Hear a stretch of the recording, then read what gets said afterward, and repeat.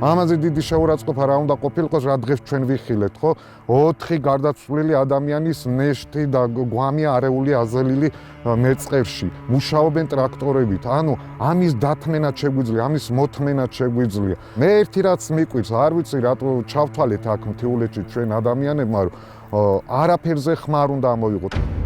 მთიულეთში ხადის ხეობაში საზარელი ამბავი მოხდა. სოფელ წკერეში რუსეთისკენ მიმავალი გზის მშენებლობამ სასაფლაო წალეკა.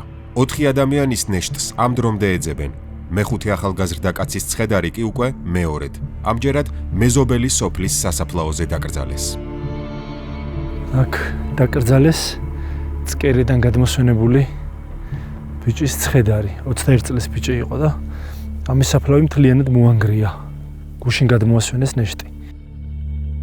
წკერეს სასაფლაო ქვეშეთი კობის გზის ახალი 9 კილომეტრიანი გვირაბის დასაწყისშია.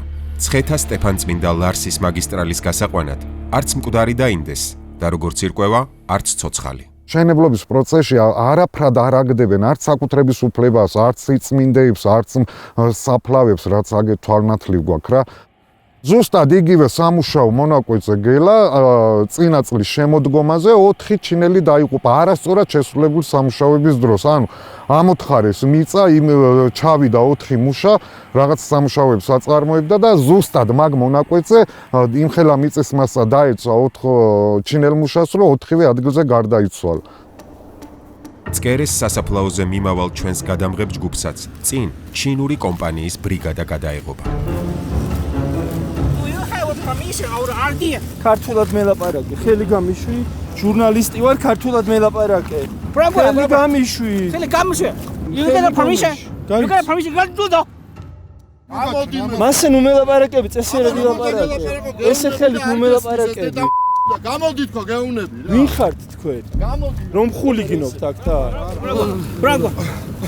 ეს ჩინელები სპეციალურად დამახვედრეთ აქ რომ ვერ გავიდე იქამდე. არავინ არ დაგახვედრა. თქვენ რომელი კომპანიის წარმომადგენელი ხართ?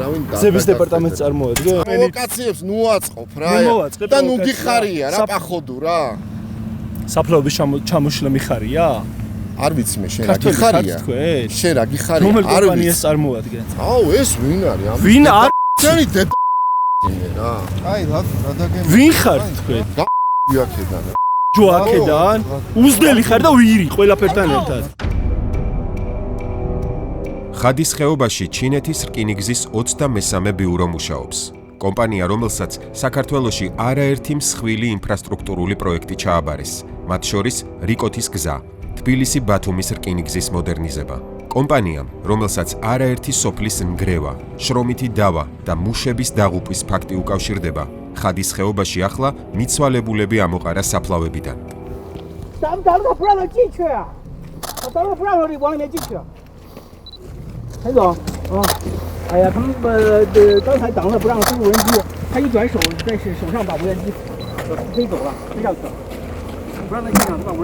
ჩინური ფირმის თანამშრომელთა ისტერია ადვილად ასახსნელია. მათ საქმიანობაზე 5 წუთით დაკვირვებაც საკმარისია, რაიმე საინჟინრო ცოდნის გარეშე ერთი შეხედვით დაასკვნა. ასე მიცვალებულებს არ ექცევიან. რადი კაცო იქით? ვინ გეკითხება მე დრონსაც წავიღებ? ვინ გეკითხება შენ ჩემ დრონსაც წავიღებ? წადით. შიგნით შედით. ვინ ახარ შენ, რა გინდა? რა გინდა? დრონი არ ავწიო? ვინ გეკითხება შენ, რატომ არ უნდა ავწიო? ჩინელებმა მათივე ზედამხედველებთან და გზების დეპარტამენტის თანამშრომლებთან ერთად ცხედრების საძიებო სამუშაოებიც კი შეაჩერეს და პროცესის გაგრძელების პირობად გადაღების შეწყვეტა დააყენეს. ამ მიზნით მათ ჟურნალისტებს ერთ-ერთი ადგილობრივი დაუპირისპირეს, რომელიც გადამღებ ჯგუფს ძალადობითა და სიცოცხლის მოსპობით დაემუქრა. მიცვალებულები ყავს სამოსასვენები. თქვენი გულისთვის ვერ აკეთებენ და ვერ ვაკეთებ სამუშაოს. არ მუშაობენ მაგის გულისთვის რომ თქვენ იღებთ აკაურობას. ბატონო, მოაშორეს. ნუ უშლი ხელს ერთი წამი. ჩამოიღე ეგ. აი არ გინდა ხო შეში რა. დამშვიდი ძალიან. თქვენ გამოგგზავნეს ახლა იმის გამო რომ ისა. გაჩერებულები არიან მე. დამშვიდით ახლა სპეციალურად გააკეთეს ახლა ეგ ამბავი. მოხსენდა ჩამოიყვანე ეგ რა გაგაშვებული კაცო. რამარ გაშვებული არა. ჩამოიყვანე ეხლავე და გააჩერე და დაიწყო მუშაობა მკვდრები ამოვიღო თორე დამეხოცინებდი ცოდე ეხლა კაცო. ნუ იმუქრებით ხო? მართლა ჩემი მდგომარეობაში შევდივარ. შევდივარ ოღონდ არ გინდა. ფეხებზე მკიდია მე. ჩინური კომპანიის დაქირავებული თანამშრომლების განსაკუთრებული აგრესია ჩვენი მეგზურის ადგილობრივი ზურაბ ბურდულის გამოჩენამ გამოიწვია. რავის ვერ გადაუღუნო. შენი დედი გამოდი აქეთ ერთ წამს. ვინ ხარ ჯივით აქედან? შენი დედი მეგეუნებით ყველას. ეხა პოლიციას გამოვიძახებ და ნახოთ როგორ ვინ არ რომ მაგინებდა ეხა. არ გაგიგია. არ ვიყავია. ხუდი რომ ახურავს თავს. ჩინელების წარმომადგენელი. იპოვეთ ცხედრები? არ ვიცი ეძებნა ხოლმე დაიწყო. მე შენებლობაზე ვარ ზედამხედველის უსაფრთხოებაში და პირადად ეხა საფლავებს მე არ ვიცი. თქვენ არიცთ აქ რა მოხდა და რა არის აბა მოხდით. რა ხარია თუ პროვოკაციული საუბარი მიხარია? უბრალოდ მე მიხარია?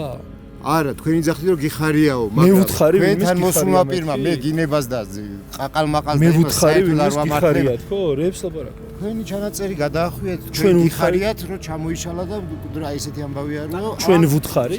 თქვენ ამ სიტყვებით მიმართეთ ამ ვაჟბატონს, რამაც ახლა ვერ მოითმინა და მაგის გამო მოხდა. და ნუ გიხარია რა პახოდუ რა. საფლავების ჩამოშლა მიხარია? ზურაბ ბურდულს ეს თავდასხმა არ გაჰკვირვებია. მისი ნაკვეთი მლეთაში, საიდანაც რუსეთის გზა იწყება, ჩინური კომპანიის დამანგრეველ ინჟინერიას პირველი შეეწირა.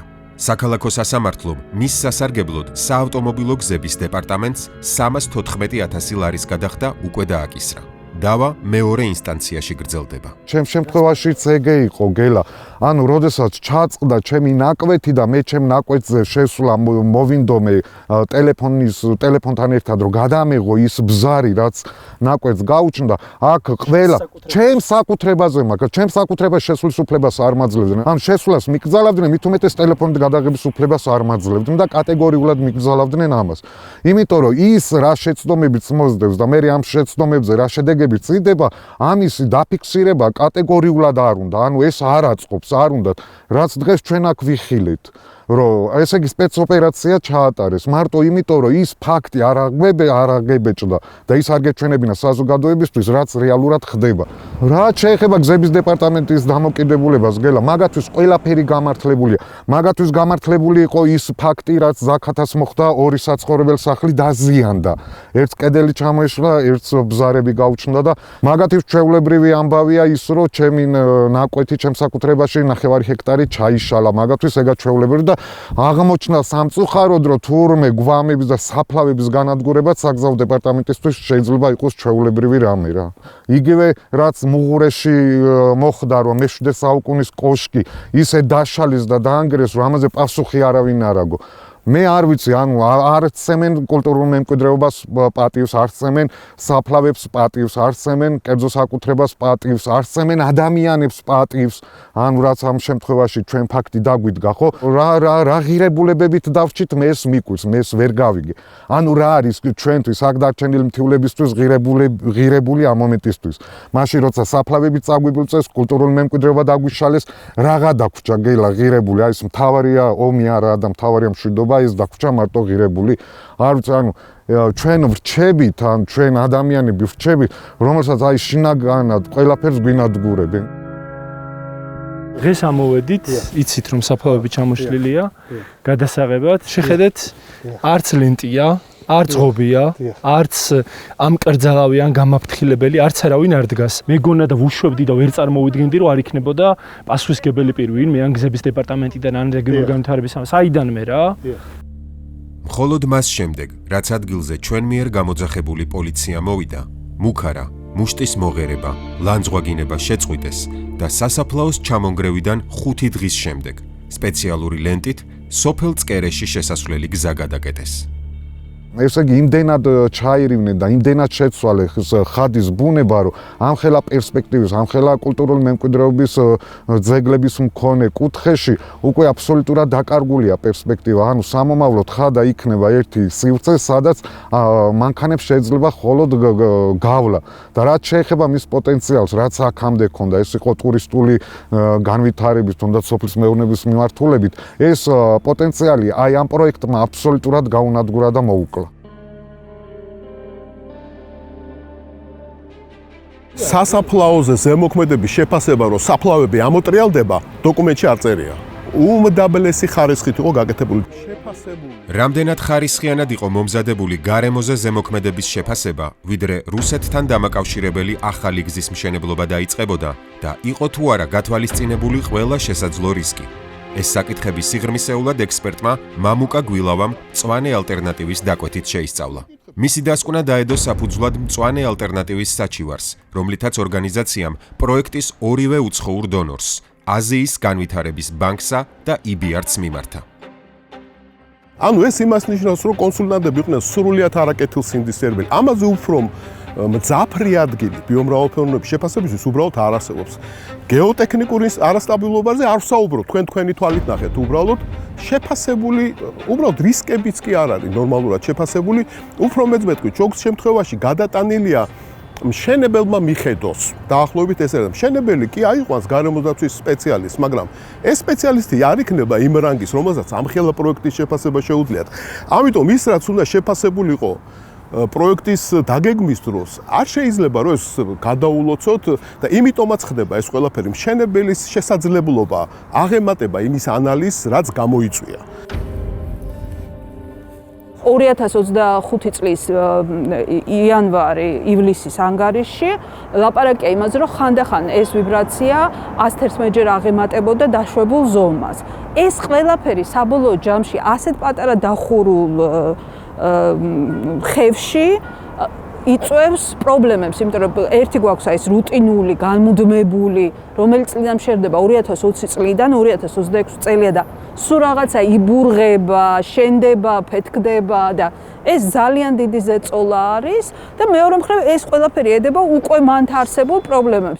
ჩამოჭრა პირდაპირ არ შეიძლება, იმიტომ რომ მაგ დროს ხდება ზუსტად ჩამოწოლა, მით უფრო რომ ეს არ არის კლდე. ეს არის თიხნარი.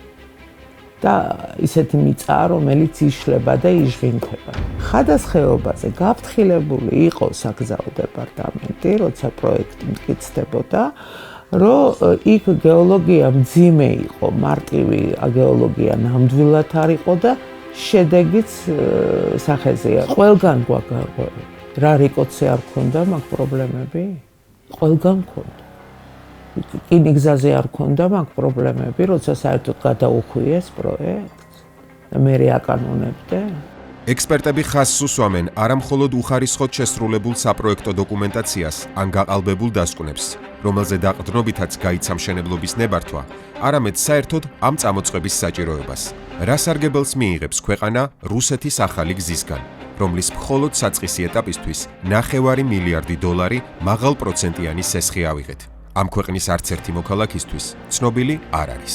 საქართველოს რატო იღებს ამაში სესხს? ვის ეკუთვნის ეს პროექტი, ვის ინტერესებს ემსახურება? ჩვენი ტვირთები არ მოძრაობს ამ გზაზე. გუდაურისკენ მისასვლელი გზა საქართველოს ჭირდება მხოლოდ ზამთრის ტურიზმისთვის და ჩვენ ტურისტებს. ეს ტურისტები და ეს ტურიზმი ამ ხეობაში უბრალოდ აღარ გაივლიან, იმიტომ რომ იქ შეუძლებელია მანამდე ტურიზმის ინდუსტრიისთვის იქნებოდა მშვენიერი ასე ვთქვათ არეალი. ამაზე საუბრობს შემომსვლელ ტურისტთა ასოციაციის ხელმძღვანელი. ერთი კითხეთ, ეს ადამიანი ის ხო არ არის გარემოსდამცველი, რატომ არის უარყოფით? იმიტომ რომ იცის როგორი ბუნება დაზიანდა. ანუ რატო იღებს საქართველოს $9 მილიარდ სესხს? თუ კი ეს გზა ჭირდება ჩვენს მეზობლებს, რომ რუსეთს დაუკავშირდნენ. საერთოდ პოლიტიკურ კონტექსტში მაინტერესებს რუსეთისკენ მისასვლელ გზას რატო გვიკეთებენ? აქ უპირატესობა ენიჭება, რომ გზა იყოს უფრო იაფი, თუმცა ჩვენ ვერ ვიტყვით, ხო, რომ ხადის გზა იაფია, ძალიან ძვირია, $9 მილიარდი 23 კილომეტრისთვის ძალიან ძვირია, მაგრამ ამ შემთხვევაშიც კი, იმიტომ რომ არ არსებობს პირველ რიგში ეს შესწავლები, არ არსებობს სახელმწიფოს მხრიდან კონტროლი, ისეთი კონტროლი, როგორიც უნდა იყოს. კომპანია თვითონ ძალიან ხშირად არ ითვალისწინებს მონიტორინგისთვის, ვინც არის დააქირავებული იმის შენიშვნებს, ზედამხედველობას და შესაბამისად ეს ხო პირველი შემთხვევა არ არის ამ გზასთან მიმართებაში. თუმცა ეს გახმაურდა, იმიტომ რომ საფლაი იყო. მანამდე მაგალითად ძალიან ბევრ მოსახლეს სრულიად დაუტბორა, რა ქვია, სახნავ-სათეთსი მიწები, მაგრამ ეს არავის არ შეწუხლა, იმიტომ რომ სურათად ვერ აღვაქვა ჩვენმა საზოგადოებამ, ხო? მაგრამ ეს გაგრძელდება სამწუხაროდ, ეს ვერ შეწყდება, იმიტომ რომ ერთხელ რო ჩაერევი ასეთ მყიფე ეკოსისტემაში, ის მერე სანამ თავისით არ იპოვის წონასწორობის წერტილს თვითონ არ გაჩერდება. A კატეგორიის, ანუ ყველაზე მასშტაბური და სარისკო ინფრასტრუქტურული პროექტის გარემოზე ზემოქმედების შეფასების დოკუმენტში, მშენებლობით გამოწვეული სავარაუდო ზეწოლა შეფასებული იყო როგორც საშუალო ან სუსტი, როგორც გეოტექნიკურ სტაბილურობაზე, ისე ბიომრავალფეროვნებაზე, რომ აღარაფერი ვთქვათ მის გავლენაზე კულტურულ მემკვიდრეობასა და სოციალურ გარემოზე. 60 კოშკის ხეობაში მითითებები ჩვენს საგანძურზე ახლა ასე ყრია, ტალახში ამოგანგლული.